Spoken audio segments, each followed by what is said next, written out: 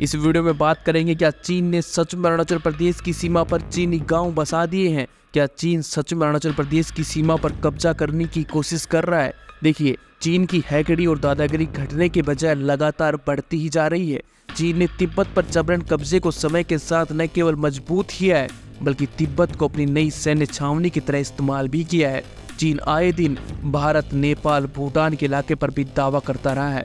तिब्बत को आधार बनाकर चीन न केवल 1962 में भारत पर अचानक हमला बोलकर हजारों वर्ग किलोमीटर जमीन हड़प ली है, और जमीन ही नहीं बल्कि तिब्बत की नदियों पर दर्जनों बांधे बनाकर नदियों के पानी को रोककर उसका हथियारों की तरह इस्तेमाल किया है। 2002 और 2005 में कम से कम 3 मौकों पर चीन तिब्बत की नदियों के पानी को रोककर और फिर उसे अचानक छोड़कर हिमाचल प्रदेश और अरुणाचल प्रदेश के खिलाफ वाटर बम की तरह इस्तेमाल कर चुका है।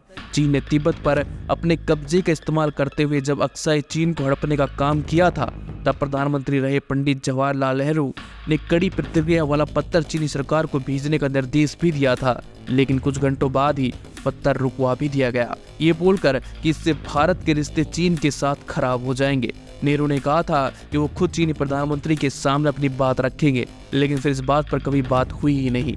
इसके बाद से चीन ने लगातार भारत पर दबाव बनाए रखा और छोटी मोटी हरकतें करता रहा। 9 मार्च को जब प्रधानमंत्री मोदी अरुणाचल प्रदेश में सेला सुरंग मार्ग का उद्घाटन करने गए, तब भी चीन ने कड़ी आपत्ति जताई थी। अरुणाचल प्रदेश को चीन का इलाका बताया था। चीन का कहना था कि ना तो भारतीय प्रधानमंत्री अरुणाचल प्रदेश में जा सकते हैं और ना ही किसी भी तरह की सड़क, सुरंग या कोई किसी प्रकार का अन्य निर्माण कार्य भारत कर सकता है।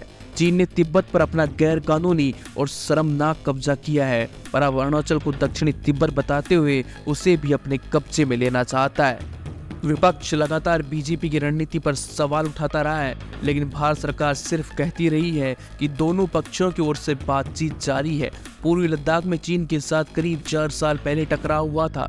आमने सामने के टकराव के बाद से ही LAC पर अभी भी तनाव जारी है, लेकिन अब चीन लगातार चीनी बॉर्डर पर अपनी स्थिति मजबूत कर रहा है। चीनी सीमा के पास गांव बसाने लगा है और इन गांवों में शायद चीनी आर्मी के रिटायर्ड सेना को ही रखने वाला है, जिसका उपयोग वो भारत के साथ वक्त आने पर कर सकता है। सैन्य ठिकानों को मजबूत करने के लिए हवाई ठिकानों पर अतिरिक्त विमानों की तैनाती की जा रही है। ये सारी रिपोर्ट्स टाइम्स ऑफ इंडिया ने अपनी पेज पर छापी है। चीन ने हाल ही में सेमजलांग के उत्तर से गलवान घाटी तक सड़क का निर्माण भी पूरा किया है, जिससे कनेक्टिविटी बढ़ सके, आर्मी व्हीकल आराम से अपनी गतिविधियां कर सके। PLA यानी चीनी पॉपुलेशन लिबरेशन आर्मी सड़कों, पुलों, सुरंगों और हेलीपैड के माध्यम से अपनी अंतिम लोकेशन तक कनेक्टिविटी पर फोकस कर रही है। चीन लगातार अपने हवाई क्षेत्रों को अपग्रेड कर रहा है। चीन ने JH-7A लड़ाकू बम वर्षक, 3 Y-20 हैवी लिफ्ट विमान के अलावा लगभग 50 J-11, J-7 लड़ाकू विमान और 5 Y-8 और Y-7 विमानों को पहले से ही वहां मौजूद कर रखा है।